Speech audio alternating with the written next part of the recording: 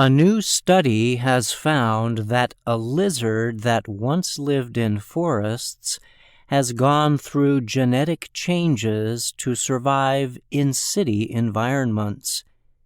Researchers studied a lizard called the crested anole. The lizard's official name is Anolis cristatellus. It is commonly found in the American territory of Puerto Rico. The team said it discovered the lizard had grown special scales that helped it climb more easily on smooth surfaces like walls and windows. It also grew longer legs in order to run faster across open areas. Kristen Winchell is a biology professor at New York University and the main writer of the study. She told the Associated Press, "We are watching evolution as it's unfolding." Research results were recently published in Proceedings of the National Academy of Sciences. Winchell said as city development spreads out around the world, it is important to understand how organisms adapt to new environments. That way, she added, humans can design cities in ways that can support all kinds of animals. The study examined 96 Anolis cristatellus lizards. Researchers compared the genetic makeup of lizards in forests to those living in Puerto Rico's capital, San Juan, as well as 2 other cities. Scientists found that 33 genes were repeatedly linked to city spread. Wouter Halfwerk is an evolutionary ecologist and professor at Vrije University, Amsterdam. He was not involved in the study.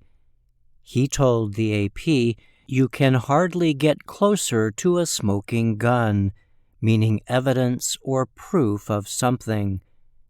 Halfwerk said he was excited that the researchers were able to identify such rich evidence that the lizards had changed genetically to adapt to a different environment.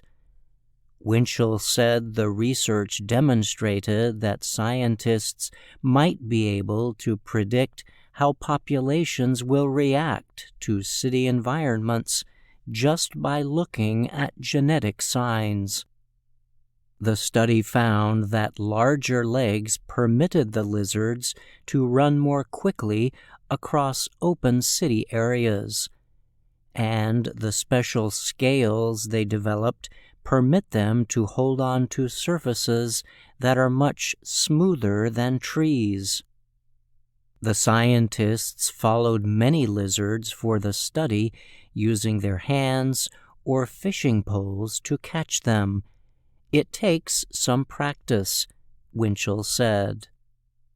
Among Winchell's favorite findings was a rare albino lizard.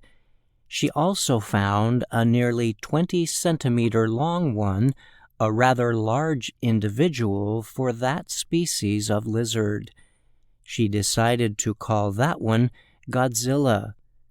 The study centered on adult male lizards, so it is unclear if females are changing in the same way or at the same rate as males.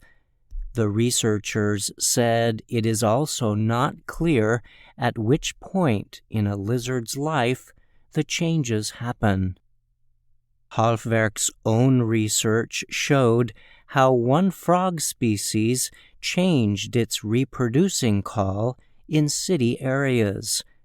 He said scientists should look next for possible limitations on evolutionary changes and how genetic adaptations relate to reproductive behavior.